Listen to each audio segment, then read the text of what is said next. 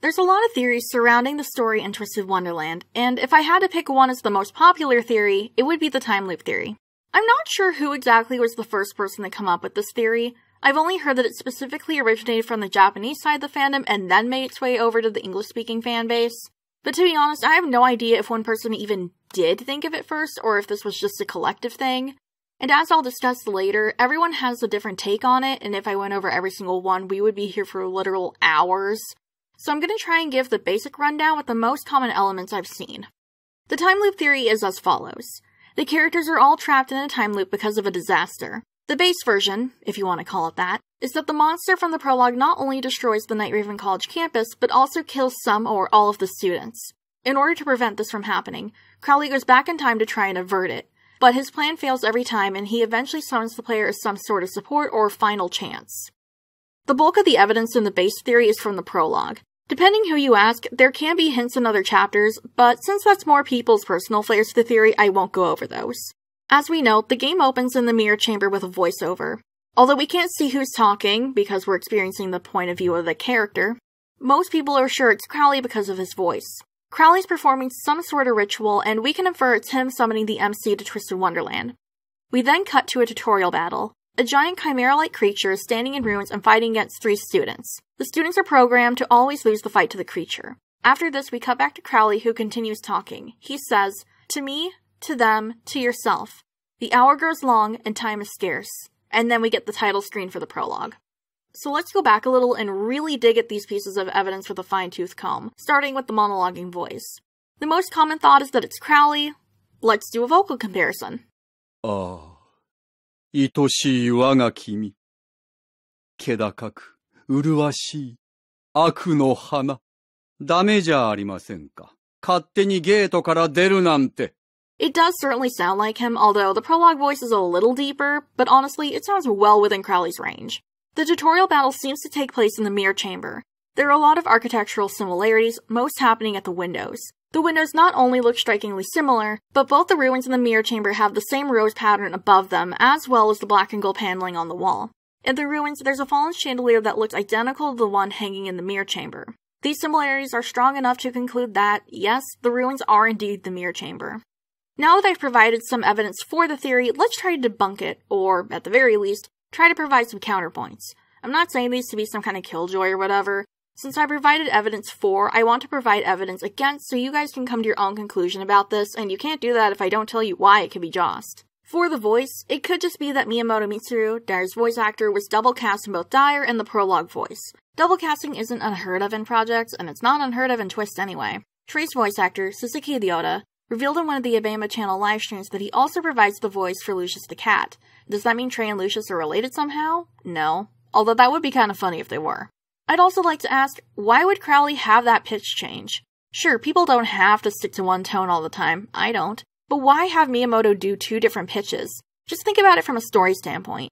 Even when he gets serious, his voice doesn't really sound exactly like the prologue voice, so it wouldn't necessarily be a change to indicate seriousness, although I'm sure you could debate that. This also feels like there's the implication that the prologue voice is more or less his actual voice, and the one that we hear all the time is put on, which, why? Why would he need to change his voice, and so little at that? Not to mention, he's already masked in disguise, so why disguise his voice as well? We also don't know for sure that the tutorial battle is why Crowley / the prologue voice is doing that summoning ritual. I honestly can't think of any rebuttal to the summoning ritual idea. I can't even think of reaches. But anyways, it could be the tutorial battle is foreshadowing. The only thing indicating that it's the reason someone's doing a summoning ritual is the talk about time. It seems to imply that something terrible will or has happened.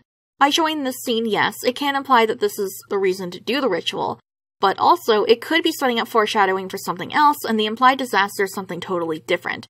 Narratively, yeah, that doesn't make a whole lot of sense, but it's possible that in the near future of the story, something's happen, and perhaps showing the battle there is some kind of bait and switch. I also don't really have a lot of evidence for the ruins not actually being the mirror chamber. My only real note is that the fountain and mirror are missing, but those could have been destroyed when the whole room was destroyed. So, I actually really fucking hate time loops. So if this is a time loop, I'm going to be kind of pissed. I mean, I wouldn't be surprised if this ended up being true, but that doesn't mean I'm going to be happy about it. I mean, I hope it's wrong, but even I have to admit the base theory is strong, and a lot of people's personal takes are solid as well. The thing with the base time loop theory isn't just that it's solid, but it's also a fantastic jumping off point, which is why I think it's so popular and why there's so many variations of it. While yeah, them being in a time loop is a theory in of itself, it doesn't really explain much. It's just like, yep, we're in a time loop alright. It doesn't say much on why Crowley felt the need to create one, or even if it was him. It doesn't explain why he summoned a magicless human from another world. It doesn't have many intricacies, and I know a lot of people add on to the time loop theory, trying to figure out if other characters are aware, why this is happening in the first place, is this only about the prologue battle, or does it have to do with the overblocks, etc. The whole theory is bare bones and perfect to build off of. I've actually saved one piece of evidence until now to share because 1, I've never seen anyone address it, and 2, it's actually spoilers for Rien since we haven't gotten Scary Monsters Endless Halloween Night yet, so skip ahead if you don't want spoilers. The most damning piece of evidence in support of the time loop theory, in my opinion, is that we know time loops can happen in Twst and we've canonically played through one before.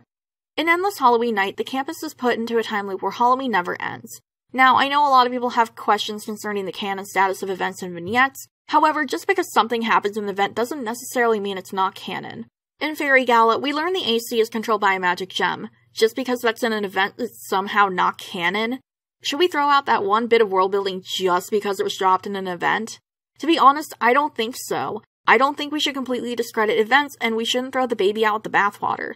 Not to mention, the events and vignettes are regarded as spin-offs in official material, and a spin-off doesn't inherently mean none of this ever happened and we should just throw it all out. Sure, there are some events that are kinda wonky with the main story timeline, but I think dismissing things just because it's in an event is honestly really stupid, and this whole canon not canon argument makes me really frustrated in the first place. Regardless on your thoughts on events, the plot of Endless Halloween Night illustrates that the writing team for Twst is more than willing to tackle time loops, and also it could very well be magically possible in Twisted Wonderland. I want you guys to make your own decision on whether or not you believe Twisted Wonderland is in a time loop. Maybe you're a hardcore believer, maybe you've managed to think of better counterpoints than I have. To be honest, I don't like the few points I could think of, except for the voice acting. But either way, this theory is the most popular in the fandom for a reason.